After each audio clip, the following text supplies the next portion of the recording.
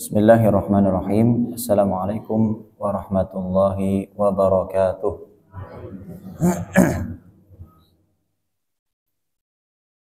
Alhamdulillah alladzi ahyana ba'dama amatana wa ilaihi nusyur. Asbahna wa asbahal mulku lillah walhamdulillahi rabbil alamin. Rabbi as'aluka khaira ma fi hadzal yawm wa khaira ma ba'dah wa a'udzu bika min syarri ma fihi wa syarri ma ba'dah. Rabbi as'aluka khaira hadzal yawm fathahu wa nasrahu wa nurahu wa barakatahu wa hudahu wa a'udzu bika min syarri ma fihi wa syarri ma ba'dah. Allahumma inna nas'aluka 'ilman nafi'a wa rizqan thayyiban wa amalan mutaqabbala. Allahumma a'inna ala dzikrika wa syukrika wa husni ibadatik. Rabbi shrah li sadri wa yassir li amri wahlul 'uqdatam min lisani yafqahu qawli. Hadirin hadirat Bapak dan Ibu, jamaah salat subuh rahimana rahimakumullah. Mari kita senantiasa memanjatkan syukur kepada Allah Subhanahu wa taala pada kesempatan pagi yang penuh dengan keberkahan ini. Kita telah melaksanakan sholat subuh kewajiban kita, dan saat ini juga kita sedang melaksanakan salah satu kewajiban kita, yaitu berpuasa di hari yang ke-9. Tidak terasa nggih Bapak Ibu, puasa yang kita jalani sudah sampai hari yang ke-9. Sebelum Ramadan kita berharap-harap untuk disampaikan ke bulan Ramadan. Setelah sampai, hari demi hari berlalu bergulir dengan cepat. Tidak terasa sudah sampai hari yang ke-9.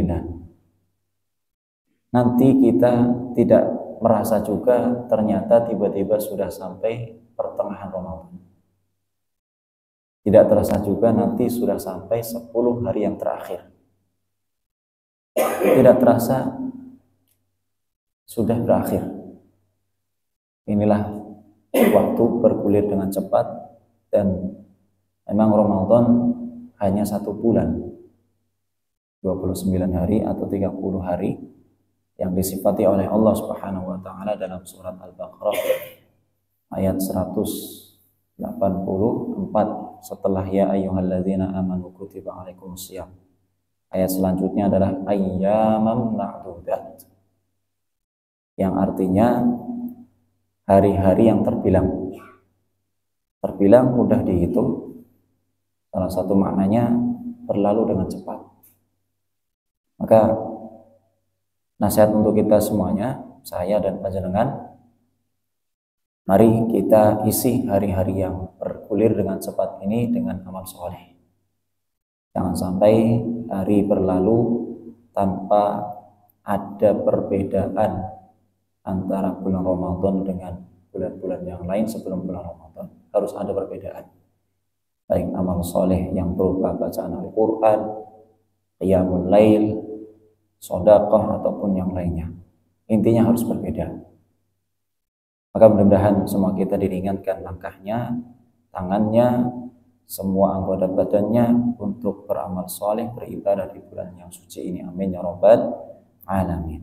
Salawat dan salam kita haturkan kepada junjungan besar kita Nabi Agung Muhammad sallallahu alaihi wasallam, yang telah membawa umatnya minal zulumati ilan nur.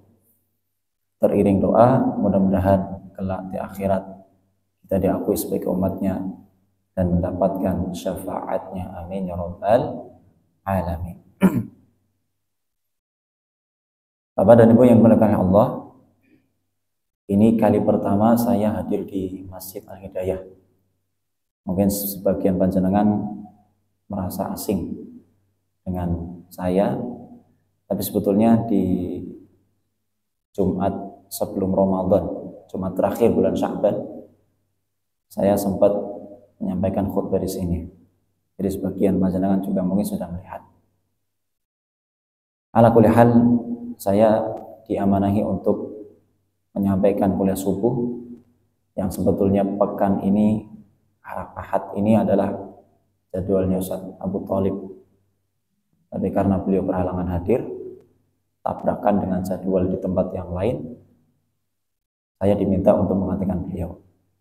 Kalau jadwal asli saya adalah pekan berikutnya, bukan pekan ini. Tapi alhamdulillah ada 2 kali pertemuan menandakan ada kesempatan yang lebih banyak untuk saya menyampaikan materi yang akan saya sampaikan panjenengan kepada panjenengan semuanya. Jadi Bapak Ibu, saya akan mengawali kajian kuliah subuh ini dengan sebuah muqaddimah bahwa kita hidup di dunia ini melalui bulan demi bulan, di mana bulan-bulan yang kita lalui ini adalah ciptaan Allah Subhanahu wa taala. Waktu ini ciptaan siapa? Allah Subhanahu wa taala. Di antara waktu-waktu yang ada, bulan-bulan yang ada, termasuk hari-hari, termasuk malam-malam, termasuk saat, semuanya tidak sama. Ada yang Allah Subhanahu wa taala lebihkan kemuliaannya, ada yang Allah tidak lebihkan. Dari 12 bulan yang ada, Muharram, Safar, Rabiul Awal, Rabiul Akhir, Jumadal Ula, Jumadal Tsaniyah sampai Dzulhijjah, yang paling mulia adalah bulan Ramadan. Bulan yang saat ini kita sedang berada di dalamnya. Kemudian hari dari 7 hari, Ahad, Senin, Selasa, Rabu, Kamis sampai Sabtu. Ya, kalau kita menyebut hari Ahad, jangan menyebut hari Minggu. Sebab secara hitungan dan secara makna, Ahad ini urutan pertama. Ahad urutan pertama. Kan Ahad kalau dalam bahasa Arab artinya apa? 1. Ahad wahid. Senin berasal dari kata isnaini, artinya 2. Selasa dulu. Selasa berasal dari kata salasatun, sulasa, 3. Kemudian Rabu, arbi'a. Kamis, khamis, khamsah. Jumat. Nah, Jumat ini yang paling beda, karenanya kita tahu bahwa Jumat adalah hari yang istimewa dalam kurun waktu 1 pekan. Kenapa dinamakan Jumat? Karena berasal dari kata jamaah, berkumpul. Manusia di hari itu berkumpul di dalam masjid untuk mendengarkan khutbah, khususnya yang lelaki. Kemudian Sabtu berasal dari kata sab'ah. Nah, jadi urutan pertama dari 7 hari itu adalah hari Ahad, bukan hari Senin. Biasanya karena hari Ahad libur, kemudian hari Senin adalah hari pertama kali aktivitas, dianggapnya hari Senin adalah hari yang pertama. Padahal keliru. Nah, dari 7 hari itu, hari Jumatlah yang termulia. Kemudian dalam kurun waktu 1 tahun, ada 1 hari yang paling mulia kemuliaannya, paling baik. Kira-kira hari apa Bapak Ibu? Hari apa kira-kira? Contohnya, kalau tadi dalam kurun waktu 1 pekan, sekarang 1 tahun. Hari Arafah. Hari Arafah Bapak Ibu, ini salah satu contohnya. Contoh yang lain, ada hari Asyura, 10 Muharram. Contoh yang lain, Idul Fitri, Idul Adha. Ya, kalau Jumat hari raya pekanan kita kaum muslimin, kalau Idul Fitri, Idul Adha hari raya tahunan. Jadi hari-hari itu kebaikannya tidak semuanya sama, alias berbeda-beda. Sebagaimana tempat juga kebaikannya tidak semuanya sama. Antara Indonesia dengan Mekah lebih baik mana Bapak Ibu? Jelas lebih baik Mekah. Antara Indonesia dengan Madinah, jelas Madinah. Antara Mekah dengan Madinah, Mekah. Nabi SAW bersabda ketika akan meninggalkan Mekah, akan meninggalkan Mekah untuk hijrah ke Madinah. Ketika sudah sampai di perbatasan Mekah, beliau bersabda begini, Wallahi, demi Allah, innaki la khairu ardillah, sesungguhnya engkau wahai Mekah sebaik-baiknya buminya Allah. Wa ahabbu ardillah ilallah, dan bumi yang paling Allah Subhanahu wa taala cintai. Bumi terbaik sekaligus bumi yang paling dicintai oleh Allah Subhanahu wa taala. Pertanyaannya, tadi kan Nabi menyebutkan hadisnya ini ketika akan meninggalkan Mekah. Betul nggak Bapak Ibu? Saya menyampaikan seperti itu tadi. Ketika sudah sampai di perbatasan Mekah, beliau mengatakan sabdanya tadi. Kenapa Nabi menyatakan bahwa bumi Mekah adalah terbaik dan yang paling dicintai, lantas akan meninggalkan Mekah? Kok nggak di situ saja gitu loh?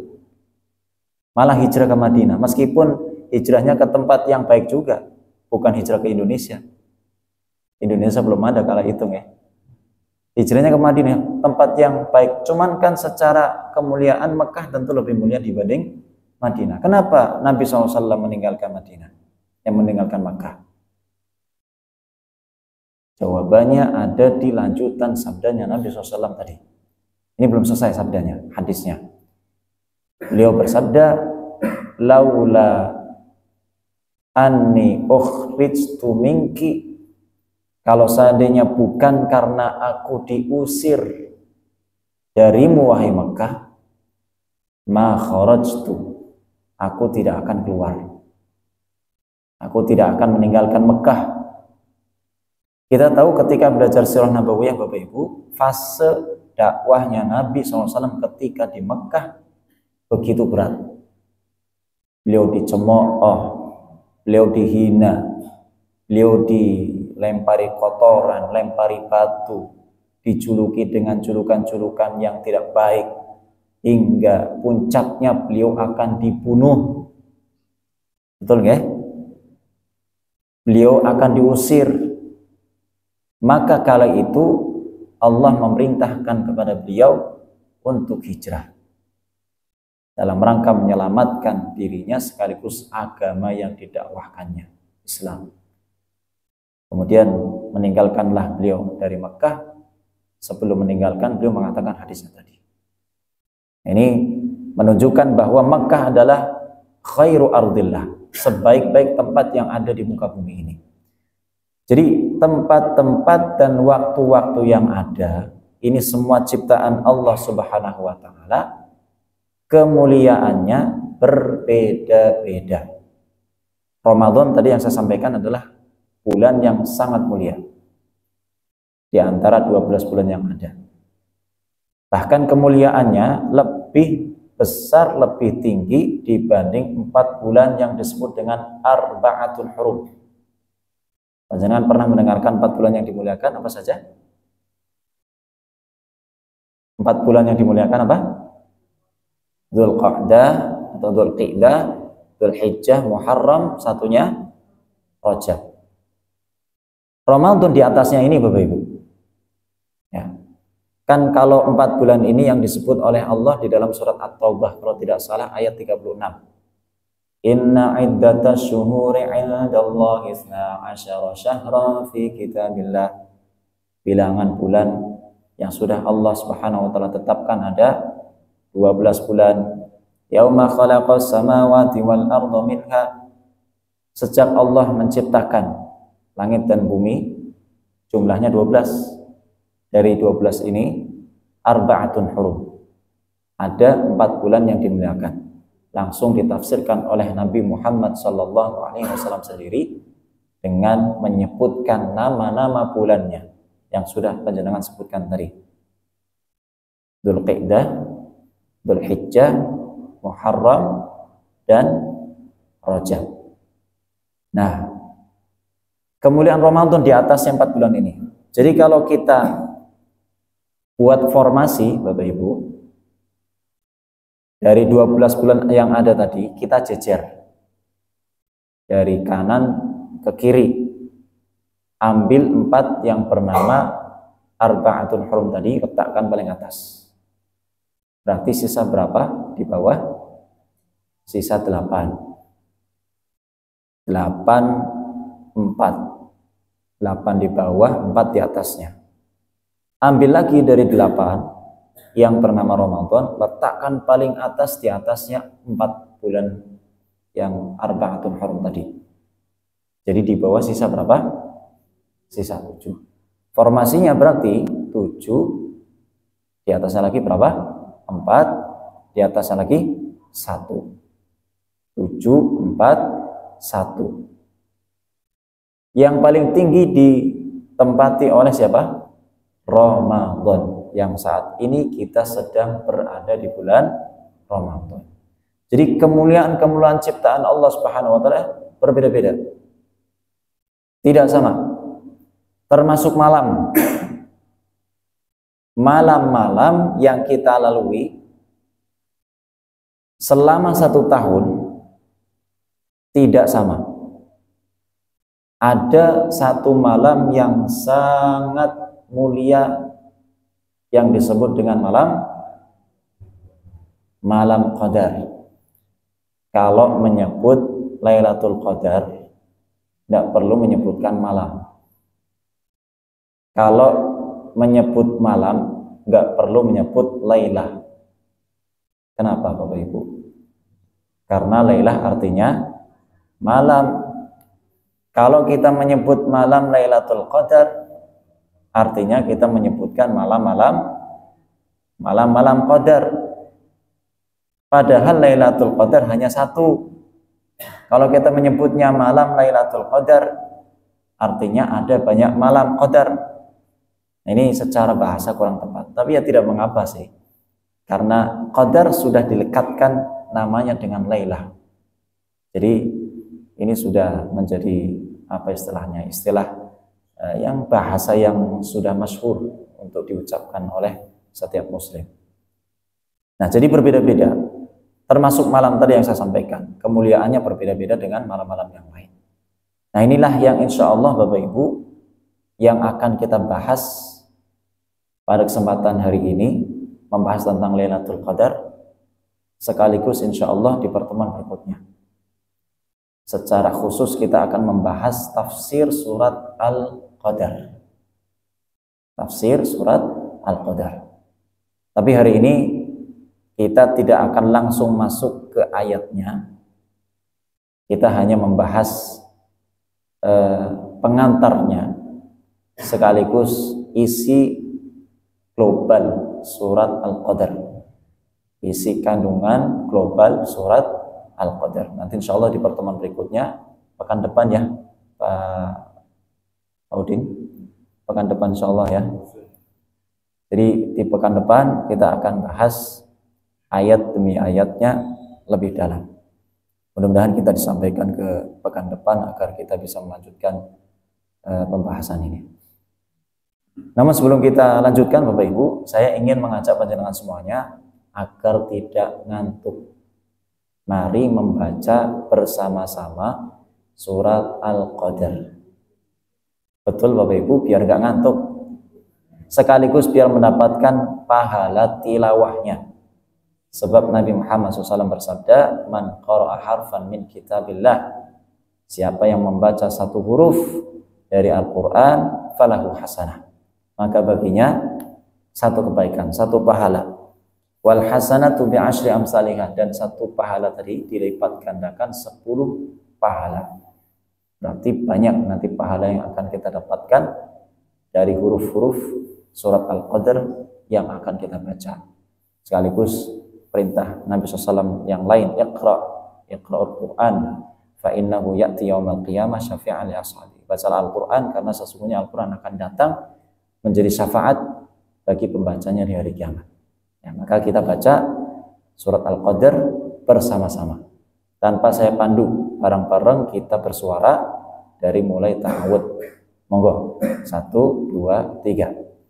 A'udzu billahi minasy syaithanir rajim. Bismillahirrahmanirrahim. Inna anzalnahu fi lailatul qadr wa ma adraka ma lailatul qadr. Lailatul qadri khairum min alfi syahr. Tanazzalul malaikatu warruhu fiha biizni rabbihim min kulli amr. Salamun hiya hatta matla'il fajr. Allahumma arhamna bil Qur'an. Allahumma ja'alil Qur'ana hujjatan lana wa la taj'alil Qur'ana hujjatan alaina. Surat Al-Qadr memiliki nama lain selain Al-Qadr, sebagaimana surat-surat yang lain. Contoh surat Asy-Syarh. Surat Asy-Syarh bunyinya bagaimana Bapak Ibu? Bagaimana bunyinya? Kok diam? Hafal surat Asy-Syarh? Wasyamsi? Bukan. Biasanya kita itu kalau disuruh menyebutkan ayatnya tidak bisa. Tapi kalau disebutkan awal ayatnya baru bisa.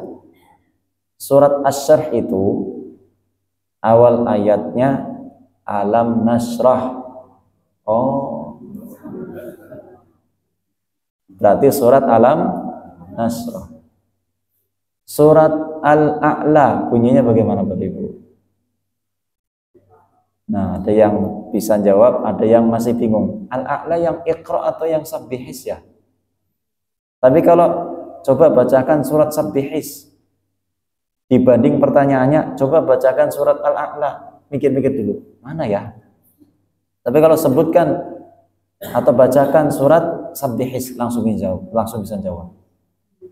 Jadi surat Asy-Syarh nama lainnya surat Alam Nashrah.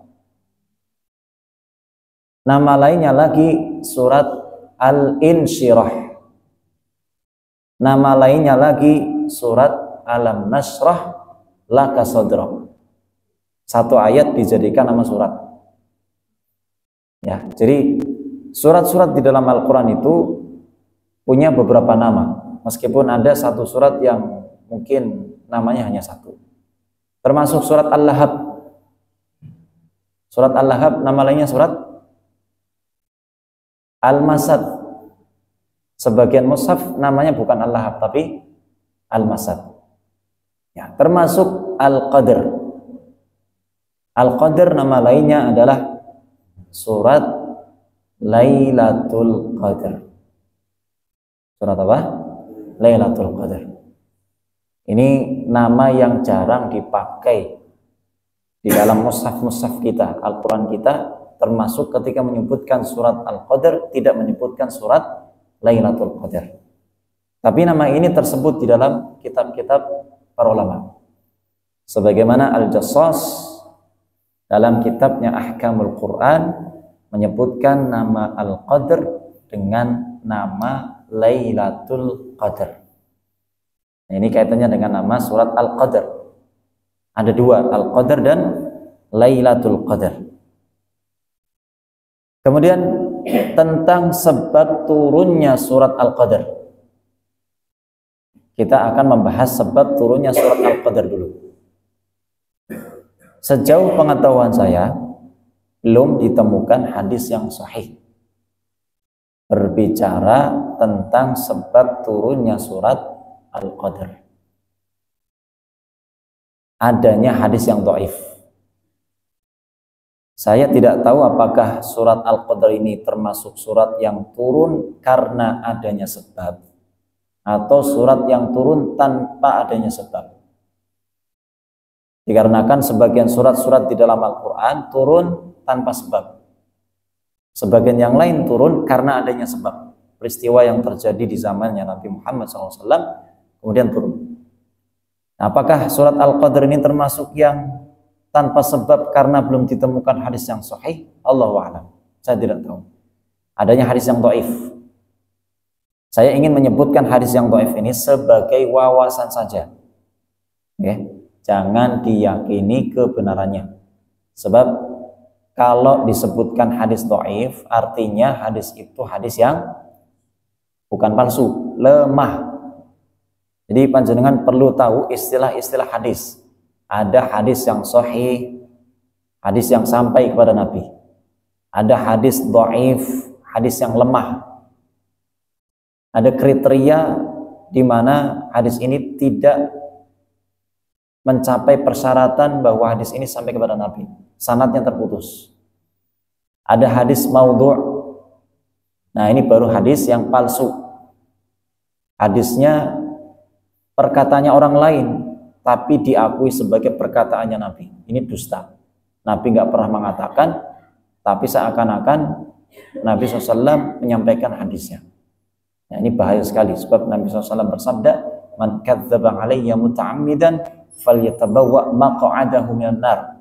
Siapa yang berdusta atas namaku, maka hendaknya dia menyiapkan tempatnya di neraka.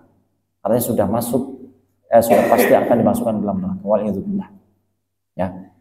Kayak panjenengan mengucapkan sesuatu, ada orang, ada siapa misalkannya, tokoh, wali kota, beliau nggak membuat sebuah kebijakan, tiba-tiba ada orang yang mengatakan kebijakan tertentu dan mengatasnamakan wali kota, maka ini bahaya sekali konsekuensinya. Apalagi mengatasnamakan Nabi Muhammad SAW yang menyampaikan. Maka ini yang disebut dengan hadis apa? Maudhu', palsu. Nah, hadis yang berbicara tentang sebab nuzul adalah hadis yang dhaif. Saya akan menyebutkan sebagai wawasan saja. Diriwayatkan dalam Sunan Al-Kubra, Imam Al-Baihaqi menyebutkan dari Mujahid rahimahullah. Dari siapa Bapak Ibu? Mujahid. Ingat-ingat, nanti saya akan tanya nama ini lagi. Di pertengahan saya menyebutkan hadis, atau di akhir saya menyebutkan hadisnya.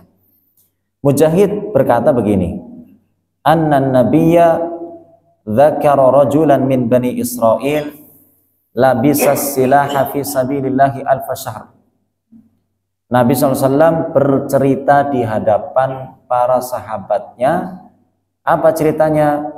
Ada seorang lelaki dari kalangan Bani Israel yang mengangkat senjata berperang fi sabilillah, di jalan Allah, selama 1000 bulan. Selama berapa lama? 1000 bulan. Kalau hitungan tahun 1000 bulan berapa tahun? 83 tahun. Setiap hari berperang selama 83 tahun. Usia panjenengan berapa? Sudah sampai 83? Biasanya kalau orang sudah mencapai usia 50, 60, sudah lemah, sudah berkurang tenaganya, atau masih fit Bapak Ibu? Sudah berkurang. Tentu bukan biasanya, tapi memang sudah kodratnya seperti itu. Semakin tua bukan semakin kuat, tapi semakin lemah. Kalau ada orang yang berperang selama 83 tahun, berarti kan dari muda sampai tua. Betul ya? Dari muda sampai tua, setiap hari berperang. Kira-kira orangnya seperti apa ya lelaki dari kalangan Bani Israil ini. Makanya ketika Nabi SAW bercerita tentang berperangnya lelaki dari kalangan Bani Israil ini di hadapan para sahabatnya, para sahabat ajiba, merasa takjub, merasa terheran-heran. Kok ada ya orang yang sekuat itu berperang selama 83 tahun, gak berhenti-berhenti setiap hari. Luar biasa. Ini kan Nabi SAW bercerita ya, di hadapan siapa? Para sahabatnya. Tadi yang meriwayatkan hadis ini siapa? Mujahid. Masya Allah masih ingat Bu. Bener ya, diingat-ingat. Apa tadi saya mau wanti-wanti biar jangan lupa. Benar-benar nggak lupa. Karena begini Bapak Ibu, yang ingin saya sampaikan kenapa panjenengan harus ingat-ingat Mujahid ini. Mujahid tidak bertemu dengan Nabi, tapi seakan-akan bertemu kemudian menyaksikan bahwa Nabi sedang menceritakan kisah nyata di hadapan para sahabat. Tergambar ya, karena Mujahid ini seorang tabi'in. Kalau tabi'in kan tidak bertemu dengan Nabi. Yang bertemu dengan Nabi disebut dengan sahabat. Tapi seakan-akan bertemu. Nanti akan saya sebutkan kenapa hadis ini disebut dengan hadis yang dhaif. Kita lanjutkan dulu hadisnya. Ketika Nabi SAW sedang bercerita kisahnya tadi di hadapan para sahabat, turunlah surat Al-Qadr yang dibacakan oleh Nabi. Inna anzalnahu fi lailatul qadr wa ma adraka ma lailatul qadr. Lailatul qadri khairun min alfi syahr. Kemudian Nabi SAW melanjutkan sabdanya, Lailatul qadri khairun min alfi syahr allati labisa fiha dzalika ar-rajulu silaha alfa syahr. Malam qadar atau Lailatul Qadar lebih baik dari 1000 bulan yang digunakan oleh lelaki dari kalangan Bani Israel tadi berperang selama 1000 bulan. Jadi satu malam dinilai lebih baik dari berperangnya 1000 bulan, dari berperangnya seorang lelaki dari kalangan Bani Israel tadi selama berapa lama? 1000 bulan. Ibadah yang dikerjakan di malam Qadar lebih baik dari ibadah berperangnya Bani Israel selama 1000 bulan. Ini keutamaan Lailatul Qadar. Jadi saat itu turun surat Al-Qadar. Ya. Tapi hadis ini hadis yang apa tadi? Dhaif. Cerita turunnya dhaif, lemah. Tapi kemuliaan Lailatul Qadar tidak lemah. Ya, bisa dibedakan ya antara kisah turunnya surat Al-Qadar dengan keutamaan. Keutamaan sendiri, cerita turunnya atau sebab turunnya Lailatul Qadar sendiri. Surat Lailatul Qadar sendiri. Nah, kenapa hadis ini disebut dengan hadis yang dhaif? Sebabnya kenapa Ustaz? Nah, ini yang ingin saya sampaikan. Karena Mujahid tidak bertemu dengan Nabi. Nah, taunya dari mana bahwa Mujahid tidak bertemu dengan Nabi? Taunya dari mana? Taunya dari buku biografi para ulama. Ini sebetulnya pelajaran hadis Bapak Ibu. Ini saya lanjutkan apa tidak ini biar menjadi wawasan panjenengan. Barangkali saya lanjutkan tapi panjenengan bingung ini. Nggak apa-apa nggih, coba belajar ilmu hadis sembari ngantuk-ngantuk. Sembari ngantuk-ngantuk. Bismillah. Ya sesekali belajar ilmu hadis beginilah biar tahu oh hadis dhaif itu sebabnya ini. Hadis maudhu seperti yang tadi saya sampaikan. Hadis sahih adalah hadis yang nyampai kepada Nabi. Nabi bersabda benar, disampaikan kepada para sahabatnya, sahabat menyampaikan ke tabi'in, tabi'in menyampaikan ke tabi'ut tabi'in, tabi'ut tabi'in menyampaikan ke generasi berikutnya sampai ke kita, ya. Kemudian persyaratannya kuat, terpenuhi semuanya, barulah disebut dengan hadis yang sahih. Kalau dhaif ada satu sanad yang terputus. Jadi silsilah tadi dari kita sampai ke Nabi itu nyambung orang-orangnya, namanya sanad. Hadis dhaif ada sanad yang terputus sehingga menjadikannya lemah. Tadi contohnya Mujahid, seorang tabi'in, menceritakan seakan-akan bertemu dengan Nabi, padahal nggak pernah bertemu dengan Nabi. Pertanyaannya, taunya dari mana bahwa Mujahid ini tidak bertemu dengan Nabi, sementara kita juga tidak pernah bertemu dengan Mujahid? Betul kan? Pertanyaannya kenapa? Taunya dari mana? Taunya dari buku biografi ulama. Jadi para ulama itu menulis, Bapak Ibu, bahwa ulama-ulama yang dulu itu lahir tahun berapa, wafat tahun berapa. Begitu luar biasa, Masya Allah. Nah, diketahui ternyata Mujahid lahir tahun 20 Hijriah. Ingat-ingat. Nah, saya mewanti-wanti biar menjenengan ingat-ingat nih. Nanti saya tanya lagi. Barangkali juga nanti keluar di ujian, Bu. Lahir tahun berapa? 20 Hijriah, ingat-ingat.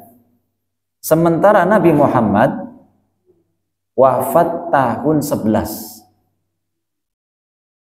Tahun 11 Nabi Muhammad SAW lahir. 9 tahun berikutnya Mujahid, saya ulangi lagi, kebalik. Tahun 11 Hijriah Nabi Muhammad wafat, 9 tahun berikutnya Mujahid baru lahir, atau 10 tahun berikutnya Mujahid baru lahir. Berarti kan nggak bertemu toh? Nggak bertemu.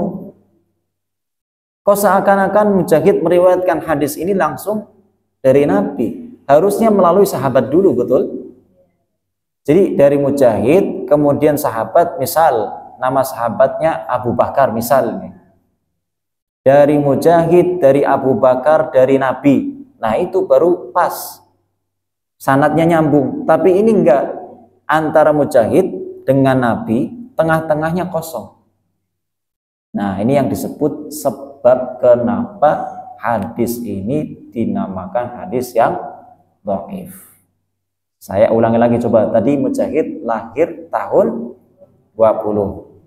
Nabi SAW wafat tahun 11 Hijriah. Jadi tidak bertemu. Nah ini sebab kenapa hadis ini disebut dengan hadis yang dhaif.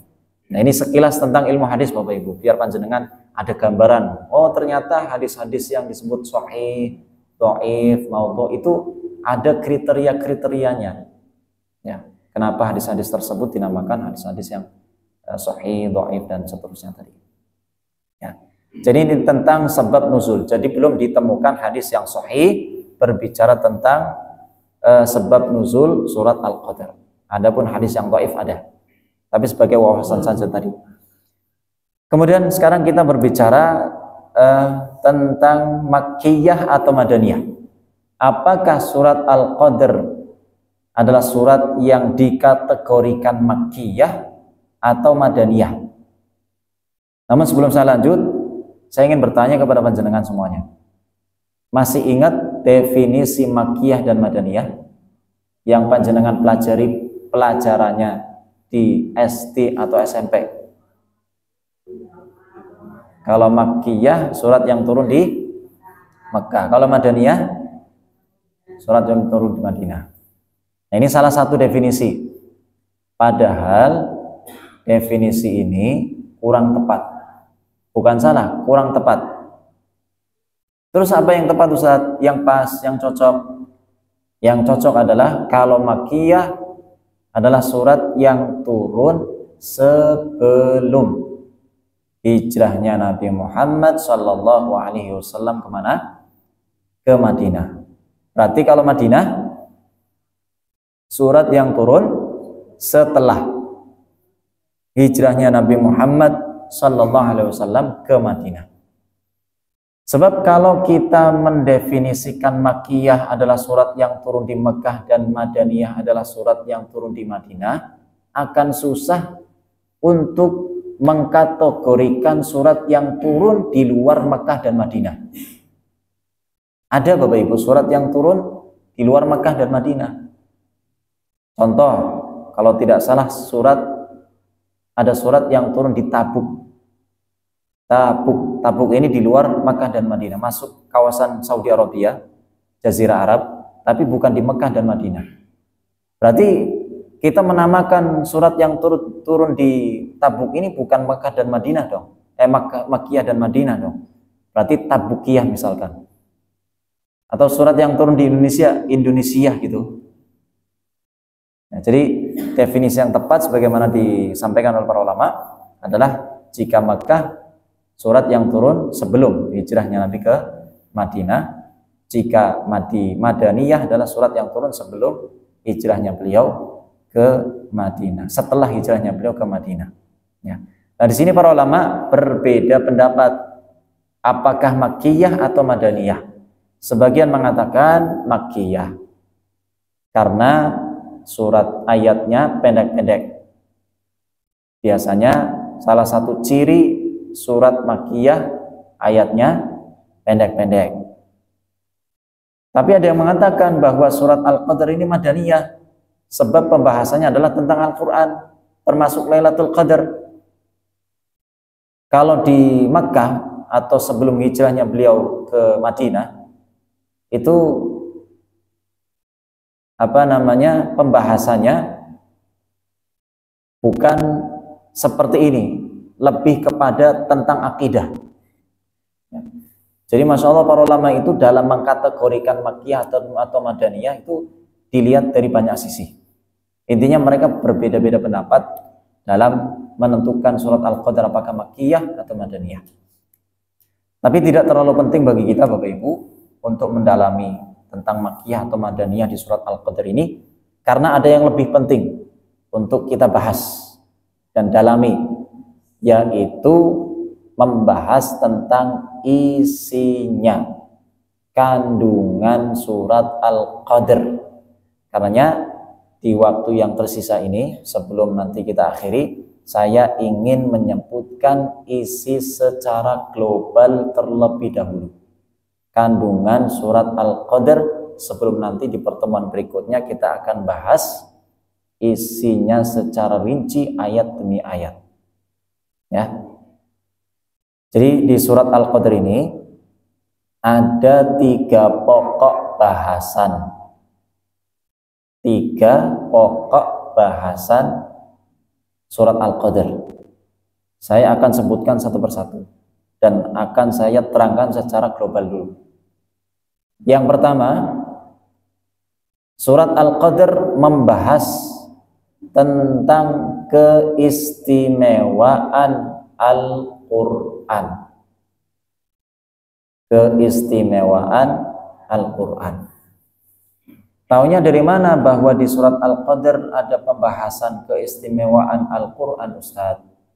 Apakah di surat Al-Qadr ada lafaz Al-Qurannya?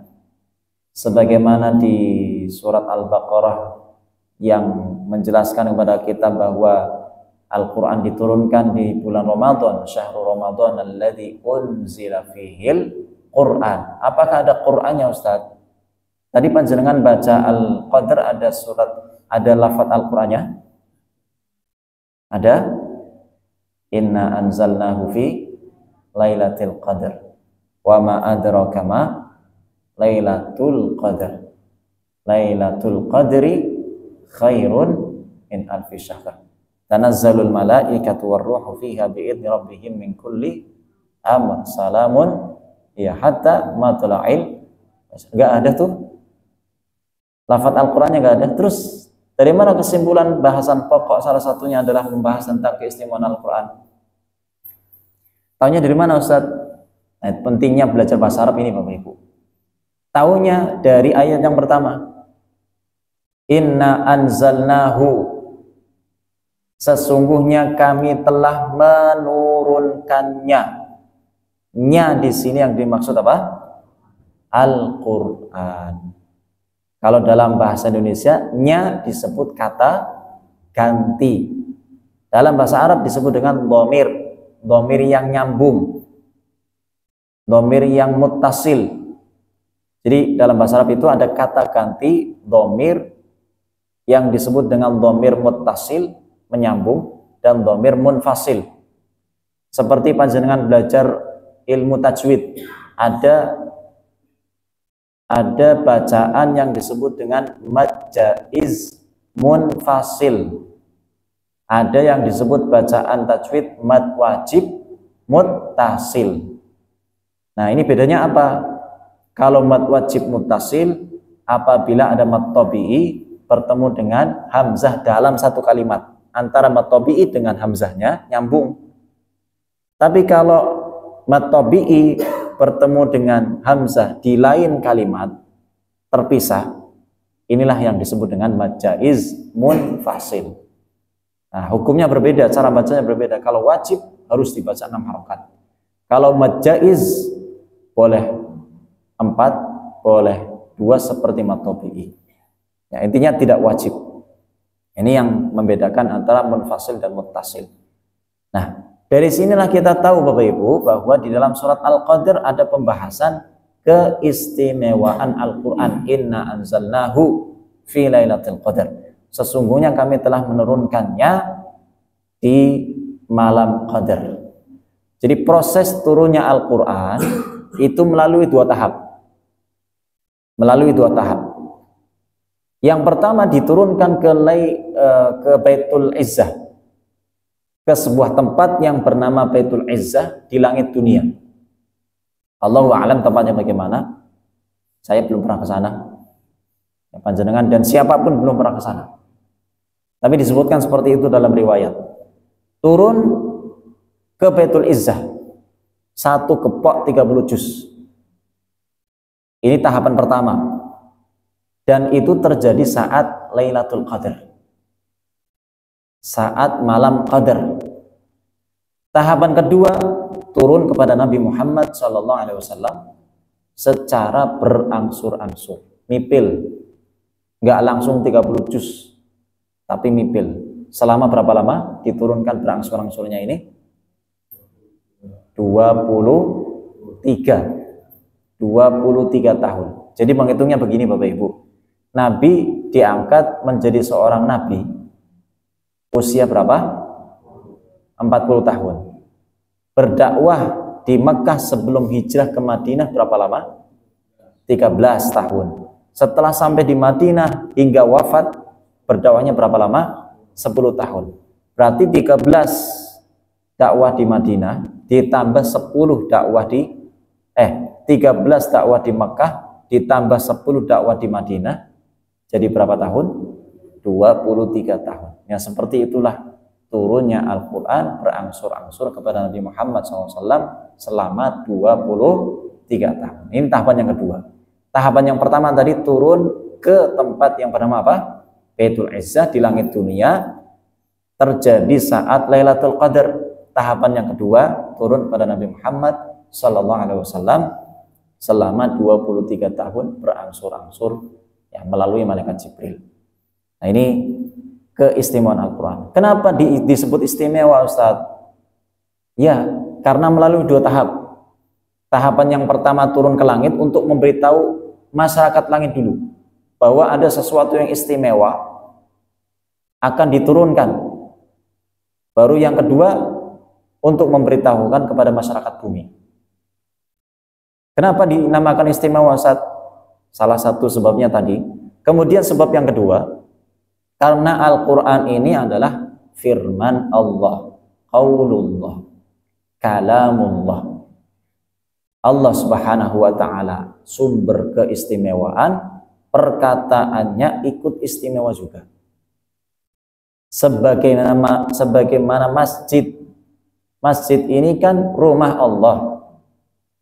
Kalau bahasa Arabnya disebut dengan Baitullah. Maka saat ini sebetulnya kita sedang diistimewakan oleh Allah, atau kita ingin mengharapkan keistimewaan dari Allah karena kita hadir di masjid untuk pengajian ya, meskipun teglap melawan rasa ngantuk ya. Meskipun nggak ada niatan, mungkin nggak ada niatan betul-betul untuk meraih ilmu, bermajelis, anggapannya daripada nang omah ngantuk, yang penting ngantuk nang pengajian. Daripada nang omah turu, mendingan turu nang pengajian, lebih berkah. Atau kalau mungkin mau buka puasa kan ada kuliah asar, biar sekalian dapat takjilnya, makannya. Ada sebagian orang yang seperti itu, Bapak Ibu. Tidak apa-apa. Sebab Nabi SAW menyebutkan la yusqa jalisuhum. Orang yang ikut di dalam majelis ilmu itu tidak akan sengsara, tidak akan merugi. Itu hadisnya panjang sebetulnya. Ceritanya ketika ada sebuah majelis, kemudian di situ diceritakan malaikat mendoakan siapapun yang ada di dalam majelis ilmu. Kemudian ada malaikat yang lapor ke Allah Subhanahu wa taala setelah mendoakan, ya Allah, ada orang yang sebetulnya nggak ada niatan untuk hadir di majelis ilmu itu, tapi hadir karena lewat saja. Apa komentar Allah dalam sebuah hadis itu? Tadi yang saya sampaikan. Humul qaum la yusqa jalisuhum. Kaum itu tidak akan sengsara, tidak merugi meskipun tidak ada niatan untuk hadir di majelis ilmu. Jadi Masya Allah ini Bapak Ibu, kita ini yang malas-malasan harusnya lebih semangat dalam hadir di majelis ilmu. Ini yang pertama, membahas tentang keistimewaan apa? Al-Quran, kandungan yang pertama. Yang kedua, membahas tentang keistimewaan Lailatul Qadar. Sesuai dengan namanya, nama suratnya, Lailatul Qadar. Terdapat di ayat yang ketiga, Lailatul Qadri khairun min alfi syahr. Malam Qadar lebih baik dari 1000 bulan. Kemudian yang terakhir, yang ketiga, bahasan pokok yang terkandung di dalam surat Al-Qadar adalah turunnya para malaikat Allah ke muka bumi. Saya ingin mengulanginya lagi. Yang pertama bahasanya apa? Keistimewaan Al-Quran. Yang kedua, Lailatul Qadar. Dan yang ketiga, turunnya malaikat ke muka bumi. Ini terdapat di ayat setelahnya. Ayat yang keempat. Tanazzalul malaikatu warruhu fiha bi'izni rabbihim min kulli amr. Para malaikat dan roh turun saat Lailatul Qadar. Saya ulangi lagi, para malaikat dan ruh turun saat Lailatul Qadar. Ruh di sini yang dimaksud apa? Apakah ruh-ruh manusia yang telah meninggal gentayangan turun ikut merasakan kenikmatan Lailatul Qadar? Apakah begitu Bapak Ibu? Tidak. Roh di sini kalau seperti itu ceritanya panjenengan malah takut di Lailatul Qadar, bukan malah bersenang, bergembira merasakan kenikmatan Lailatul Qadar. Roh di sini yang dimaksud adalah malaikat Jibril. Jadi kalau diterjemahkan secara letterlek, para malaikat dan malaikat Jibril. Kenapa disebut secara khusus malaikat Jibril? Para malaikat dan malaikat Jibril turun. Disebut malaikat Jibril secara khusus, menandakan malaikat Jibril memiliki keistimewaan yang khusus dibanding malaikat-malaikat yang lain. Kan malaikat-malaikat yang lain ada, namanya siapa? Ada Israfil, ada Mikail, ada Malik, ada Ridwan, betul kan? Tapi yang disebut di dalam surat Al-Qadar hanya malaikat Jibril. Kenapa Bapak Ibu? Karena Jibril yang membawakan wahyu, membawakan Al-Quran. Inilah keistimewaan Al-Quran, menjadikan malaikat Jibril malaikat yang secara khusus, menjadikan malaikat Jibril malaikat termulia. Nabi kita diturunkan kepadanya Al-Quran, menjadikan beliau Nabi yang termulia. Malam Qadar diturunkannya Al-Quran menjadi malam termulia.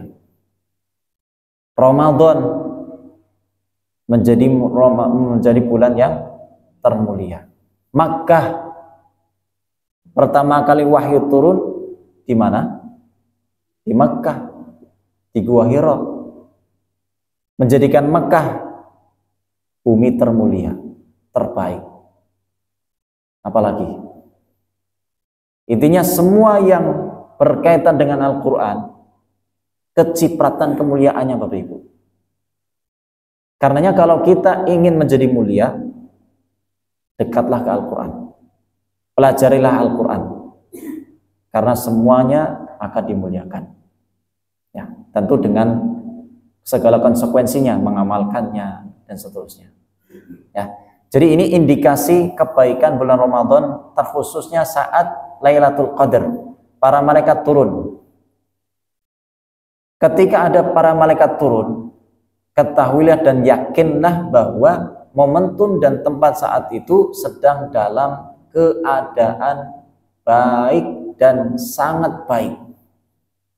Seperti saat ini kita sedang di dalam majelis ilmu, panjenengan yakin atau tidak bahwa sekarang banyak sekali malaikat? Harus yakin. Ini keimanan kita. Ya, keimanan kita bahwa ketika bermajelis ilmu banyak sekali para malaikat yang sedang mendoakan kita dan menyebut nama-nama kita di hadapan Allah Subhanahu wa taala. Amin ya rabbal alamin. Nah, ini pembahasan surat Al-Qadar secara global. Ada 3 pokok pembahasan. Yang pertama membahas tentang keistimewaan Al-Quran, yang kedua keistimewaan Lailatul Qadar, dan yang ketiga turunnya para malaikat ke muka bumi. Saya kira itu saja yang dapat saya sampaikan hari ini. Bahasanya adalah muqaddimah, pengantar, dan bahasan secara global kandungan surat Al-Qadar. Insyaallah di pertemuan berikutnya kita akan membahas ayat demi ayatnya yang lebih rinci lagi semampu kita. Mudah-mudahan yang sedikit ini bermanfaat untuk kita semuanya. Mohon maaf atas segala kekurangannya. Saya akhiri dengan membaca doa kafaratul majlis. Subhanakallahumma wa bihamdika asyhadu an la ilaha illa anta astaghfiruka wa atubu ilaik. Walhamdulillahirabbil alamin wal afu minkum wallahu a'lam bissawab. Assalamualaikum warahmatullahi wabarakatuh.